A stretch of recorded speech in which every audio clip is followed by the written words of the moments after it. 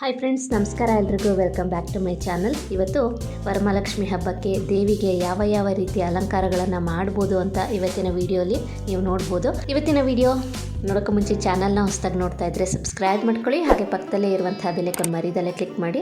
ಇದರಿಂದ ಹೊಸ ವೀಡಿಯೋಸ್ ಬಂದರೆ ನಿಮಗೆ ನೋಟಿಫಿಕೇಶನ್ ಬರುತ್ತೆ. ವಿಡಿಯೋ ಇಷ್ಟ ಆದಲ್ಲಿ ಲೈಕ್ ಮಾಡಿ, ಕಮೆಂಟ್ ಮಾಡಿ, ಹೆಚ್ಚು ಜನಕ್ಕೆ ವಿಡಿಯೋನ ಶೇರ್ ಮಾಡಿ. ಸ್ನೇಹಿತರೆ, ಈಗ ನೀವು ನೋಡ್ತಿರುವಂತಹ ಪಿಕ್ಚರ್ಸ್ಗಳೇನಿದೆ ಇದೆಲ್ಲ ವರಮಹಾಲಕ್ಷ್ಮಿ ಹಬ್ಬಕ್ಕೆ ನಾನು ಮಾಡಿರುವಂತಹ ಅಲಂಕಾರ. ತುಂಬಾ ಈಸಿಯಾಗಿ ಮಾಡ್ಬೋದು. ಹಾಗೆಯೇ ಸೀರೆನ ಯಾವ ರೀತಿ ಉಡಿಸ್ಬೋದು ಹಾಗೂ ಬ್ಲೌಸ್ ಪೀಸಿಂದ ಹೇಗೆ ಅಲಂಕಾರವನ್ನು ಮಾಡ್ಬೋದು ಅನ್ನೋದಕ್ಕೆ ನಾನು ವೀಡಿಯೋಸ್ಗಳನ್ನ ಕೂಡ ಮಾಡಿದ್ದೀನಿ. ಲಿಂಕ್ ಬೇಕಾದ್ರೆ ಡಿಸ್ಕ್ರಿಪ್ಷನ್ ಬಾಕ್ಸಲ್ಲಿ ಕೊಡ್ತೀನಿ, ಚೆಕ್ ಮಾಡಿ.